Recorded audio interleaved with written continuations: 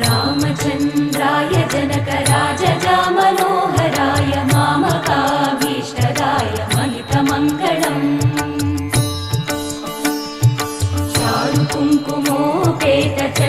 चारुकुङ्कुमोपेतचन्दनानुचर्चिताय हारकटकशोभिताय भूरिमङ्गलम् विमलरूपाय विविधवेदान्तवेद्याय सुजनचित्तकामिताय सुभगमङ्गलम् रामदासमृदुलहृदय तामरसनिवासाय स्वामि भद्रगिरिवराय दिव्यमङ्गलम्